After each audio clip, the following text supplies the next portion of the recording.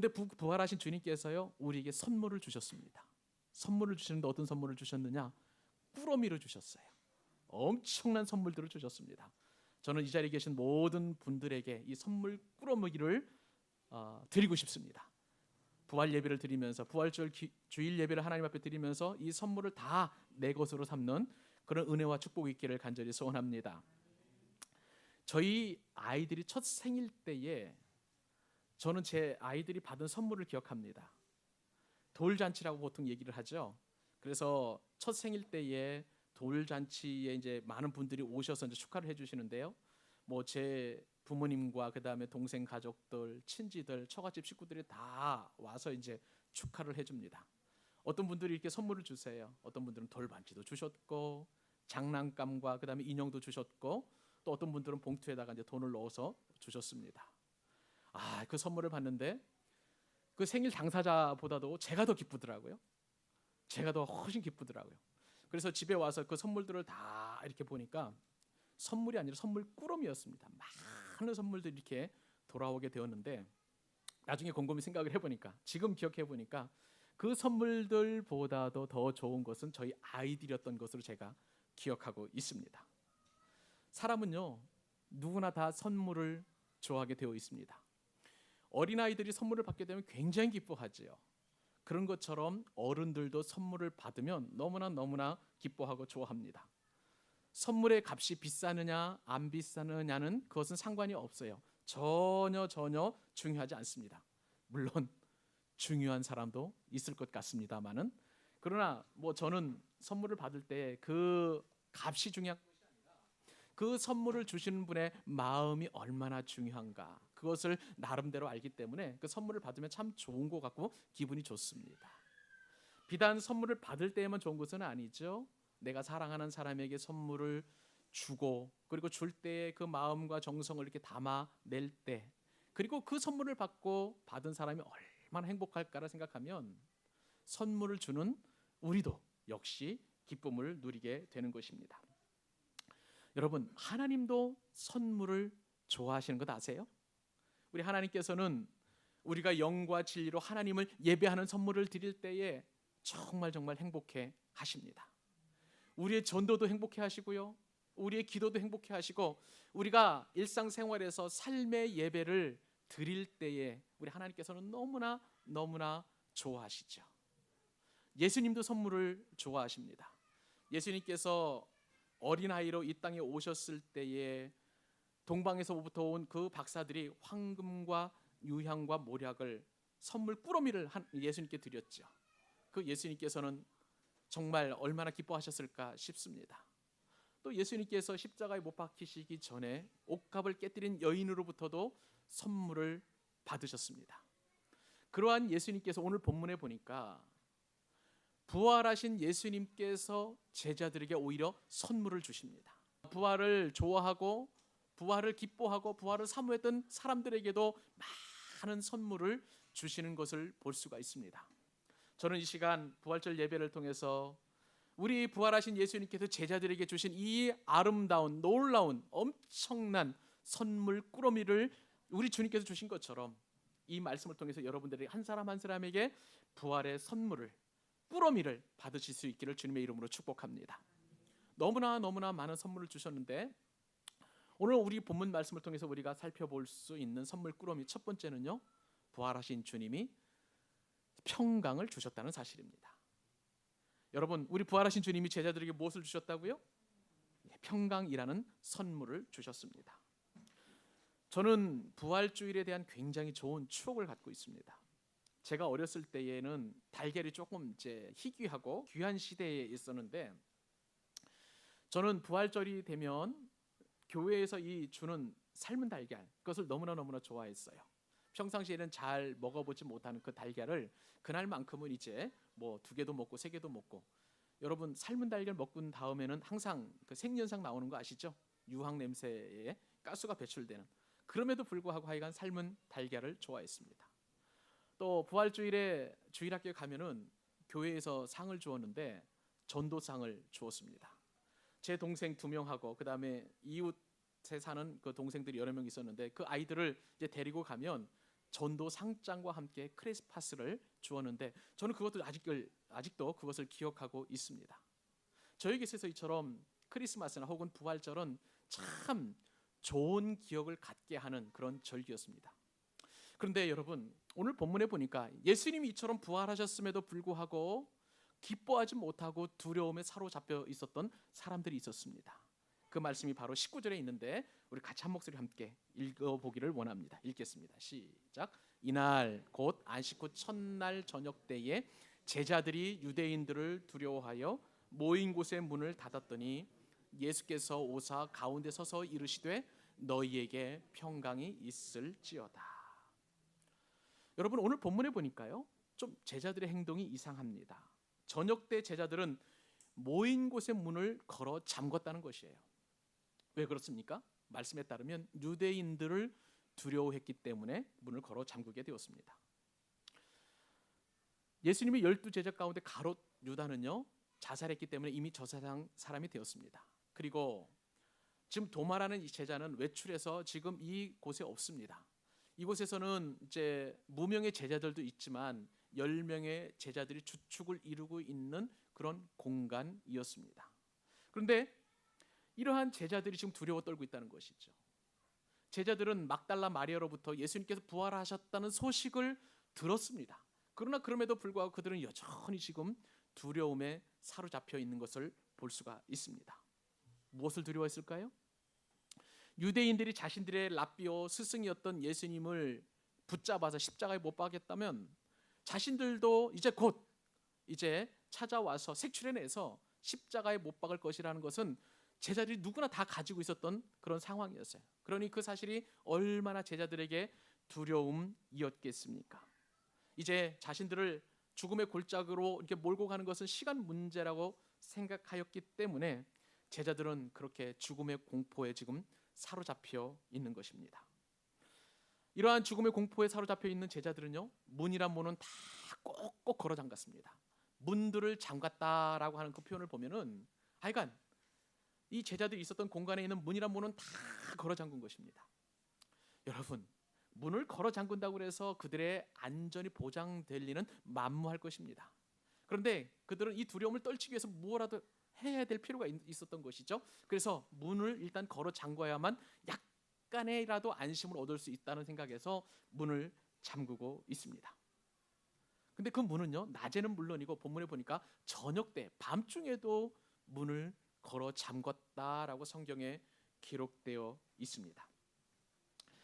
여러분, 놀랍게도요, 그 순간에 누가 찾아오십니까? 부활하신 예수님께서 찾아오십니다. 이렇게 꼭꼭 걸어 잠근 그 문을 통과하셔서 그 방의 한가운데 오셔서 제자들에게 말씀하시죠. 너희에게 평강이 있을지어다. 사랑하는 여러분, 죽음 때문에 두려워하는 사람을 누가 위로할 수 있을까요? 사람은 누구나 다 죽음에 대한 두려움을 가지고 있습니다. 인류의 가장 큰 적은 이 죽음이에요. 그런데 죽음에 대하여 위로할 수 있는 사람이 아무도 없어요. 왜냐하면 그 위로자조차도 죽기 때문에 그렇습니다. 여러분, 그렇다면 이 죽음의 두려움 앞에서 이 위로할 수 있는 사람이 누구입니까? 그들에게 새로운 삶에 대한 소망을 불어넣을 수 있는 사람은 누구입니까? 죽음에서 부활하신 예수님만이 그 능력을 가졌고 그 위력을 가졌고 그리고 위로할 자격이 있는 것입니다. 그래서 주님께서 지금 부활하신 그 첫 번째 열매로서 죽음의 공포에 사로잡혀 있는 이 제자들을 향하여 평강을 선포하시고 위로하시는 것입니다.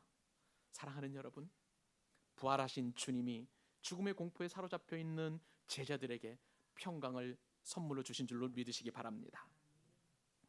여러분, 한번 상상해 보십시오. 예수님은 십자가에서 장사 지냈습니다. 그리고 무덤에 넣어두었어요. 제자들은 그 사실을 다 알고 있습니다.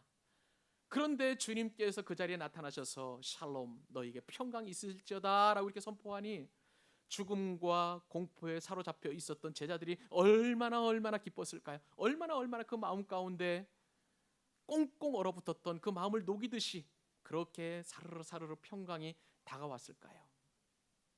그런데 놀랍게도 성경 본문에 보니까 제자들은 그러한 평강을 누리지를 못했어요. 여전히 두려움이 그들을 사로잡고 있던 것을 볼 수가 있습니다. 그럴 때 주님께서 또다시 말씀하십니다.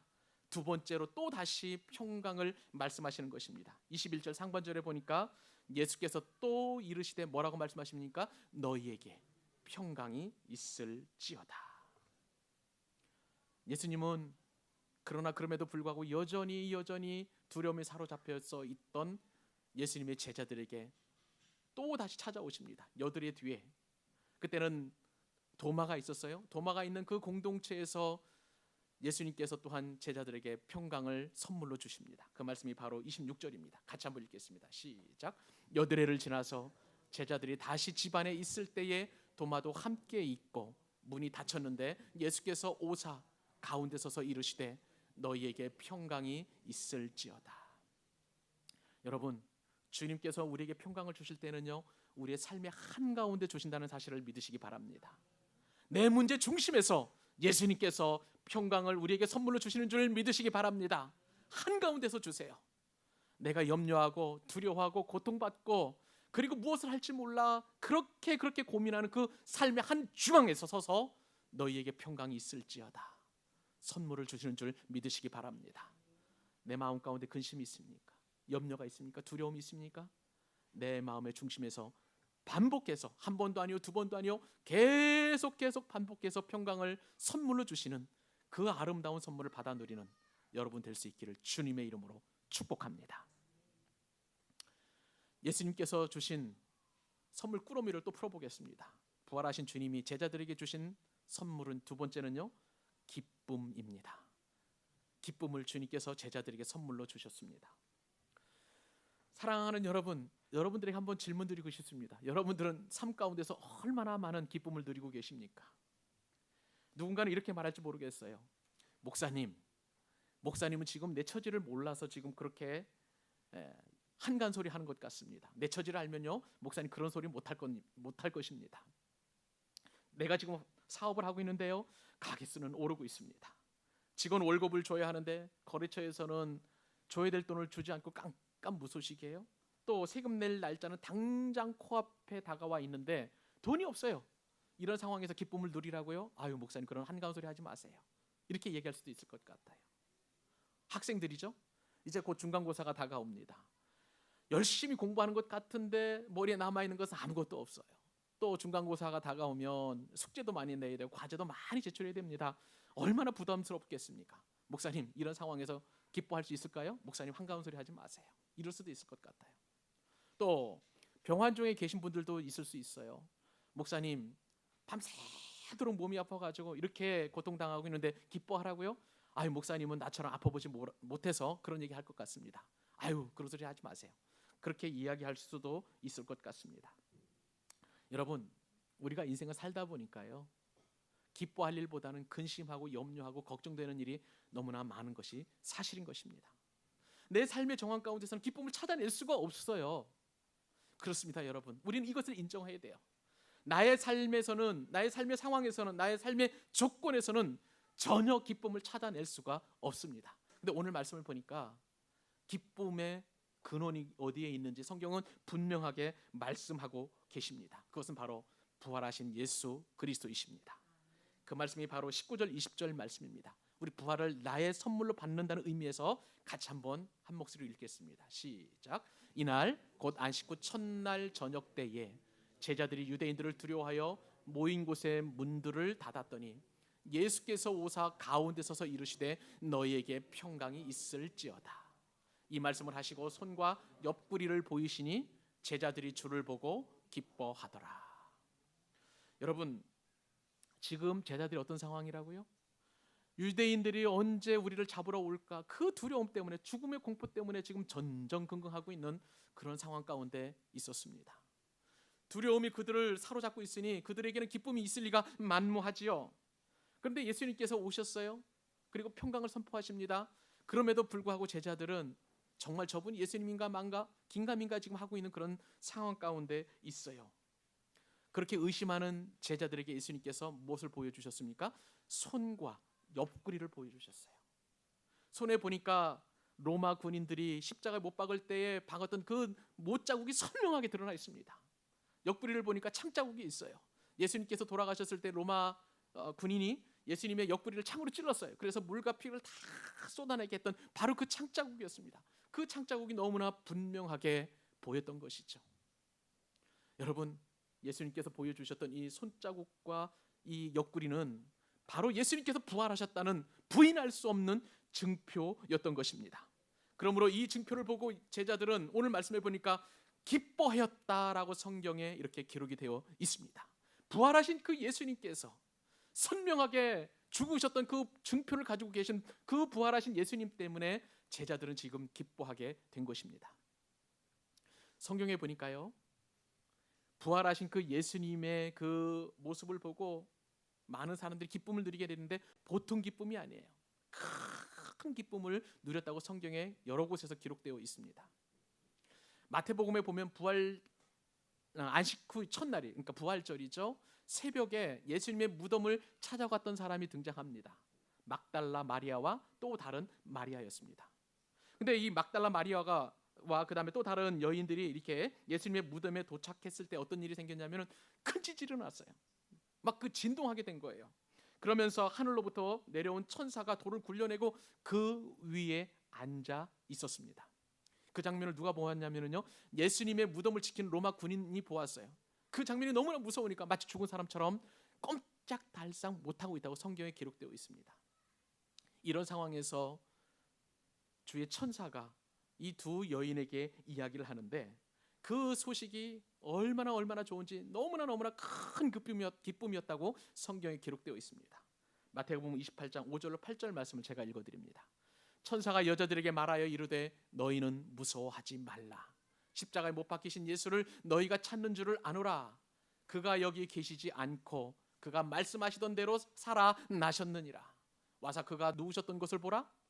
또 빨리 가서 그의 제자들에게 이르되 그가 죽은 자 가운데서 살아나셨고 너희보다 먼저 갈릴리로 가시나니 거기서 너희가 배우리라 하라.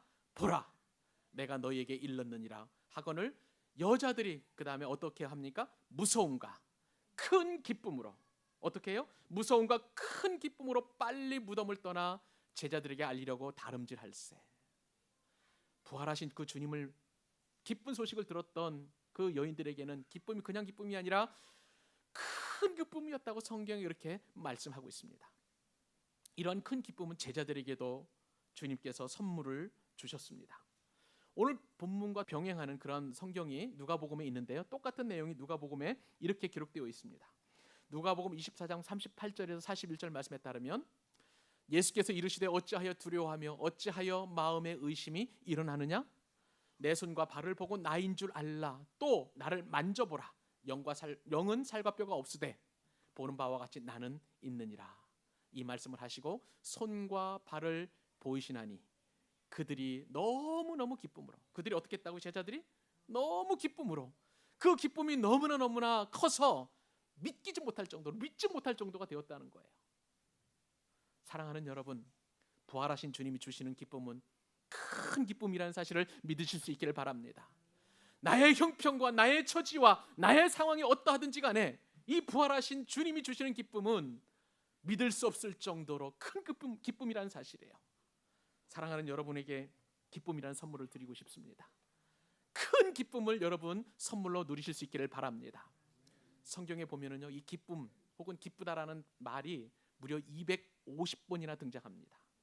그리고 기뻐하다라는 동사는 대략 한 20번 정도, 200번 정도 등장해요. 그러니까 이 두 단어를 합치면 무려 450번 이상이 성경에 등장하게 되는 것이죠. 성경은 우리에게 늘 말씀하시죠. 항상 기뻐하라고. 즉 이 말씀에 따르면 하루에 한 번 이상 450번이니까 짬나는 대로 항상 모든 순간에 항상 기뻐하라고 성경은 우리에게 말씀해 주고 계시는 것입니다.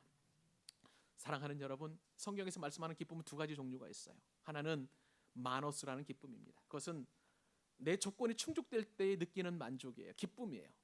내가 돈이 있고 명예가 있고 내가 앞길이 잘 열리면 열려지는 기쁨, 그것을 마노스라고 합니다. 그런데 또 다른 기쁨, 그것은 바로 카라라는 기쁨인데요, 이러한 환경과 상황과 상관없이 주어지는 기쁨이에요. 그것은 내가 취할 수 있는 기쁨이 아닙니다. 마노스는 일시적이에요. 그리고 조건이 이루어지지 않으면 우리는 그 기쁨을 누릴 수가 없어요. 그러니까 항상 조건적이고 유동적입니다. 그러나 카라라는 기쁨은 우리 부활하신 주님이 주시는 기쁨이고 성령의 9가지 열매에 들어가는 기쁨입니다. 하늘로부터 오는 기쁨이고 우리 부활하신 주님이 주시는 기쁨이고 하나님께서 주시는 기쁨이에요. 저는 사랑하는 여러분들을 축복하고 싶습니다. 카라의 기쁨을 누리시기 바랍니다. 하나님께서 주시는 기쁨을 누리실 수 있기를 바랍니다. 예수님께서 부활하신 주님께서 주셨던 그 놀라운 큰 기쁨을 소유하실 수 있기를 바랍니다. 기쁨이 충만한 인생, 복된 인생, 그리고 영광스러운 인생, 그리고 희망에 찬 인생 될 수 있기를 우리 주님의 이름으로 축복합니다. 부활하신 주님이 우리에게 주신 선물 꾸러미 세 번째입니다. 그것은요, 사명을 우리에게 선물로 주셨다는 것입니다.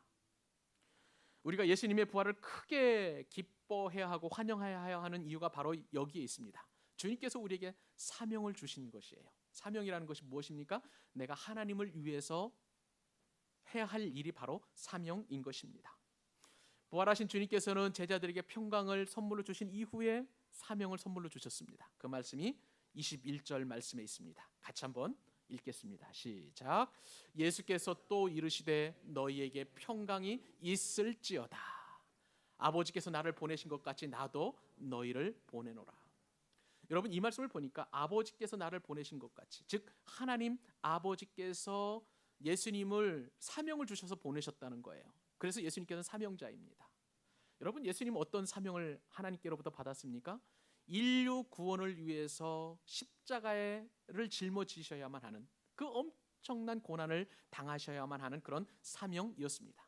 근데 여러분, 그 주님께서 십자가의 죽음을 이기시고 이제 부활하셨습니다. 근데 그 부활하신 사명자께서 우리를 부르셔서 사명을 주시는 것이요, 내가 너희를 보낸다라고 이렇게 말씀하고 계시는 것입니다. 저는 학교에 다닐 때요, 선생님의 심부름을 자주 하곤 했습니다. 근데 제가 학교에서 선생님 심부름을 하게 되면은 친구들이 그렇게 부러워했어요. 여러분 또한 대통령의 그 심부름을 받은 사람을 특사라고 하지 않습니까? 그 특사만 해도 많은 사람들이 부러워합니다.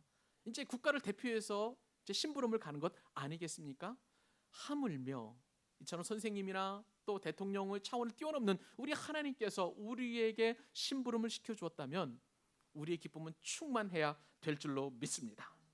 사랑하는 여러분, 오늘 본문에 따르면 누가 사명을 선물로 주셨습니까? 부활하신 예수님. 부활하신 예수님께서 제자들에게 사명을 주신 것입니다. 사명이란 무엇인가요? 하나님께서 우리에게 주시는 하나님의 심부름이에요. 그렇기 때문에 사명은 우리가 살아야 될 존재 이유이고 삶의 목적이고 삶의 의미이고 그리고 우리의 삶의 보람인 줄로 믿습니다. 그런데 제자들은 이러한 사명을 포기해버렸어요. 예수님께서 3년 동안 제자 훈련을 하시면서 사명을 주시고 그리고 여러 가지 일어날 일에 대하여 미리 다 말씀하셨음에도 불구하고 예수님께서 십자가에 못 박히실 때 제자들은 다 버리고 예수님을 떠나버리고 말았습니다. 사명을 포기하게 된 것이죠. 그런 예수님께서 오늘 말씀을 보니까 다시 사명을 제자들에게 주시고 계십니다. 부활하신 주님께서 우리 제자들에게 새로운 일을 주시는 것입니다. 그러므로 여러분, 인생길이 아무리 어렵고 힘들다 할지라도 포기하지 마시기를 축복합니다. 하나님께서 끝났다고 말씀하시기까지는 모든 게 끝난 게 아니에요. 아직도 유효합니다. 우리는 언제든지 새롭게 출발할 수 있는 기회가 주어지는 줄로 믿습니다. 새 출발이라는 것은 하나님께서 우리에게 주시는 선물이에요. 예수님은 십자가에서 죽기까지 사명을 완수하셨고 제자들에게 사명을 주신 것처럼 저와 여러분에게도 새로운 일, 사명을 주신 줄로 믿습니다. 그 일은요, 지금까지 일과는 비교할 수 없는 일이에요. 기쁜 일이에요. 즐거운 일이에요. 보람된 일이에요. 즐거운 일이 될 것입니다. 저는 인천에서 담임 목회를 하면서 정말 예수님께서 십자가에 못 박히시는 그런 심정을 느낀 적이 있었습니다. 너무나 어렵고 힘들어서 목회를 포기하고 싶은 그런 단계까지 갔어요. 그런데 여러분, 부활하신 예수님께서 저에게 새로운 사명을 주셔서 이처럼 복되고 은혜로운 광교 사랑의 교회를 개척하게 하시고 여러분들과 함께 이처럼 예배하며 하나님께 영광을 올려드리는 놀라운 사명을 주신 줄 믿으시기 바랍니다. 사랑하는 여러분, 그렇기 때문에 사명 앞에서 여러분의 조건과 상황을 탓하지 마시기를 바랍니다. 내가 나이가 많다고요? 아니에요. 나의 상황이 좋지 않다고요? 아니에요. 내 조건이 지금 열악하다고요? 아니에요. 이런 것과 상관없이 우리에게 주시는 새 일, 새 선물인 사명을 받을 수 있기를 간절히 소원합니다. 오늘 예수님께서 제자들에게 사명을 선물로 주실 때에 조건이 달려있는 게 있습니까? 없습니까? 아무런 조건이 없어요. 너희들 내가 가장 어려울 때 다 도망갔지? 그걸 책망하지 않으셨어요. 그냥 내가 너희를 보내겠다. 아무런 조건 없이 보내셨어요. 사명은요, 바로 그 자리에서 받는 것입니다. 이 자리에 계신 여러분 모두에게 우리 부활하신 주님께서 사명을 선물로 주실 줄로 믿습니다. 그 사명은 피곤하지 않은 일이에요. 즐거운 일이에요. 복된 일이에요. 즐거운 일이에요. 그렇기 때문에 여러분, 주님께서 주시는 그 사명을 거절하지 마시고 믿음으로 수납하셔서 순종하실 수 있기를 주님의 이름으로 축복합니다. 사명은 먼 곳에 있는 것이 아니에요. 바로 지금 이 자리에서 주님께서 사명을 주십니다. 다른 곳에 가서 사명 찾지 마시고 이 자리에서 주님께서 주시는 사명을 받아 누리시는 여러분 될 수 있기를 축복합니다.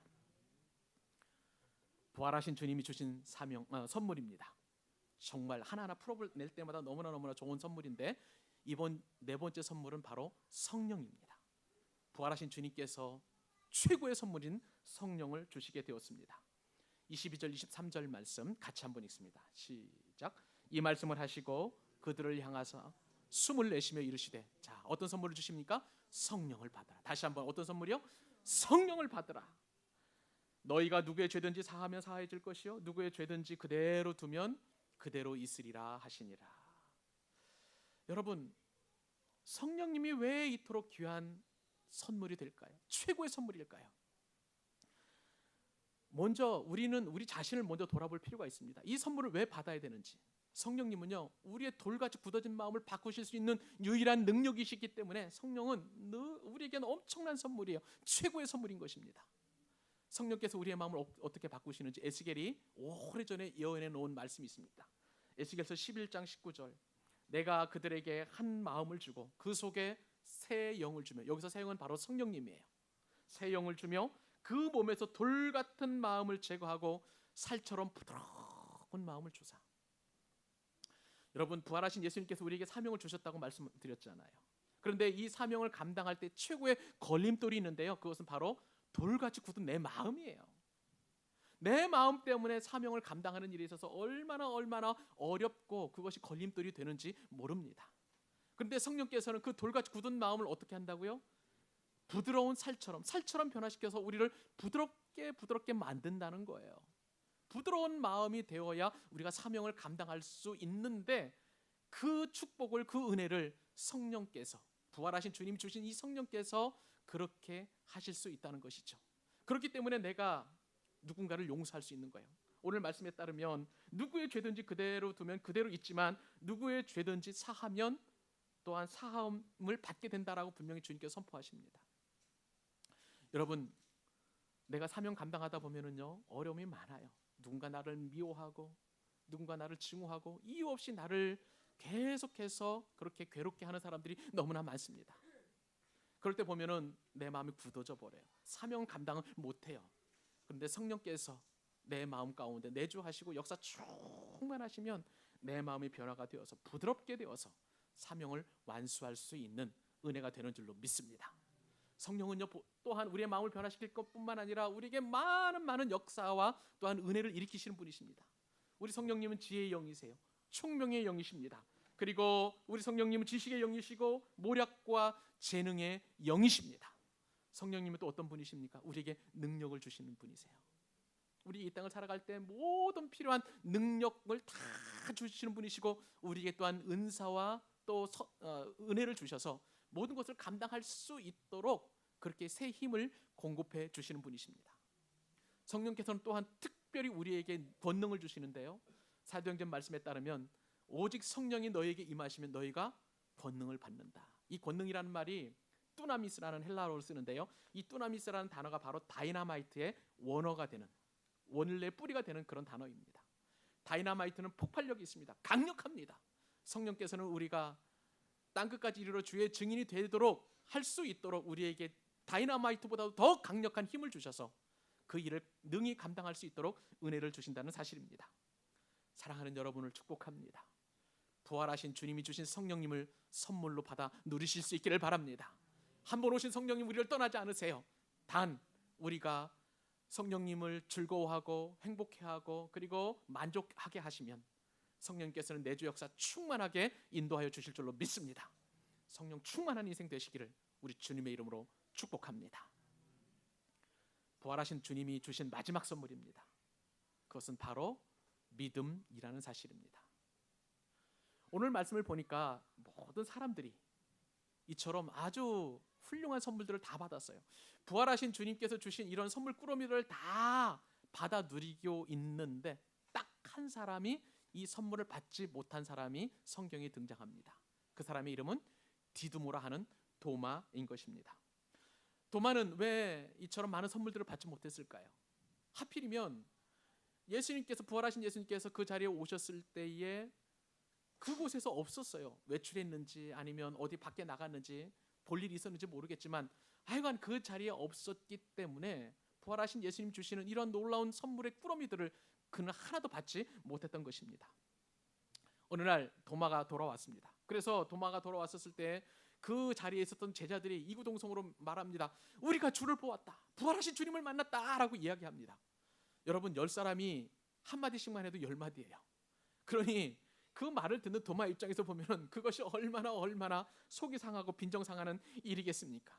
그래서 도마가 어떤 말을 하는지 아세요? 왜 하필이면 자신이 없을 때 주님이 나타나셔서 나를 이처럼 외톨이로 만들으셨나라는 그런 속상한 마음 때문에 자신은 부활하신 주님을 내가 직접 보지 않고는, 또 내가 직접 그 부활하신 주님을 만져보지 않고는 직성이 풀리지 않고, 내가 그렇게 보고 내가 만져서 그때 가서야 내가 주님을 믿겠다라고 이렇게 이야기를 하고 있습니다. 그 말씀이 바로 25절 말씀입니다. 다른 제자들이 그에게 이르되 우리가 주를 보았노라 하니 도마가 이르되 내가 그의 손에 못자국을 보며 내 손가락을 그 못자국에 넣으며 내 손을 그 옆구리에 넣어보지 않고는 믿지 않겠노라. 도마는요 이 말을 하고 나서 이제 여드레가 지났습니다. 제자들은 여전히 문을 닫고 있었어요. 근데 그 자리에는 지금 도마도 있게 되었습니다. 그런데 놀랍게도 또 주님께서 그 잠긴 문을 통과하셔서 제자들 앞에 서셨습니다. 이번에는 도마가 있었죠. 여드레 전 예수님은 도마가 하신 그 한 이야기를 다 듣고 계셨습니다. 누가 도마에게 한 이야기를 전해주지는 않았을 거예요. 예수님께 전해주지는 않았을 거예요. 그런데도 불구하고 예수님께서는 도마의 마음과 도마의 말을 다 기억하시고 주님께서 이처럼 도마에게 말씀하십니다. 27절 말씀 같이 한번 읽어보겠습니다. 시작. 도마에게 이르시되 내 손가락을 이리 내밀어 내 손을 보고 내 손을 내밀어 내 옆구리에 넣어보라. 그리하여 믿음 없는 자가 되지 말고 믿는 자가 되라. 우리가 이 말씀을 표면으로 보면은요 도마가 믿음 없다는 것을 책망하시는 말씀처럼 보이지만 실제로는요 예수님께서 도마에게 믿음을 선물로 주시는 말씀이신 것입니다. 아주 온유한 음성으로 내가 믿음 없는 자가 되지 말고 믿는 자가 되라라고 이렇게 믿음을 격려하시고 축복하시는 그런 말씀이십니다. 사랑하는 여러분, 주님의 약속을 확신하지 못하고 전전긍긍하고 있습니까? 도마가 지금 그런 것 같아요. 상황이. 그 제자들은 여전히 지금 그런 불신 상황 가운데 있습니다. 여러분, 우리 역시도 이 땅에서 살아갈 때에 주님께서 주시는 수많은 약속의 말씀을 받았어요. 나와 함께 하시는 하나님, 내 앞길을 열어주시는 하나님, 그리고 내게 새 힘을 주시는 하나님, 그리고 내가 예상치도 못했던 크고 은밀한 일을 우리에게 보여주시는 그 하나님, 많은 약속의 말씀을 우리가 받았습니다. 나를 위로해 주시고 나를 축복해 주시고 내가 너에게 또 사명을 주고 많은 약속의 말씀을 듣고 받았음에도 불구하고 우리는 여전히 불신 가운데 있을 수 있다는 거예요. 앞길이 막막해서 정말 눈에 보이는 것 하나도 없습니다. 그리고 손에 잡히는 것이 없어요. 도마가 지금 그런 상태 아닙니까? 내가 부활하신 주님을 내가 직접 보고 내가 눈으로 직접 봐야, 내 손으로 보고 내 손으로 만지고, 그리고 내가 내 앞길에 대한 그런 어떤 미래를 내 눈으로 직접 보아야 내가 그렇게 믿겠다는 것, 그것이 바로 도마의 모습이었습니다. 우리들의 모습은 그런 모습은 없습니까?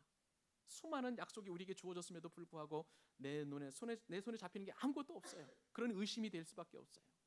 내 눈에 보이는 게 아무것도 없으니 그러니 의심할 수밖에 없는 것입니다. 이러한 믿음이 연약한 도마에게 주님께서 믿음을 선물로 주시는 것이죠. 믿음 없는 자가 되지 말고 믿는 자가 되라. 사랑하는 여러분, 부활하신 예수님께서 이처럼 도마에게 믿음을 선물로 주셨듯이 저와 여러분에게도 믿음을 선물로 주실 수 있기를 간절히 소원합니다. 부활하신 예수님은 우리에게 믿음 없음을 불쌍히 여기시고 우리의 연약한 믿음을 더욱더 견고하게 하시기 위하여 부활하신 모습으로 우리에게 찾아오신 것입니다.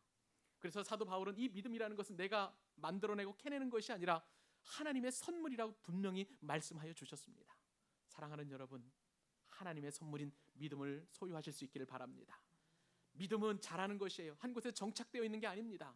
점점 자라나서 나중에는 그리스도의 장성한 분량에 충만한 데까지 여러분의 믿음이 자라갈 수 있기를 우리 주님의 이름으로 축복합니다.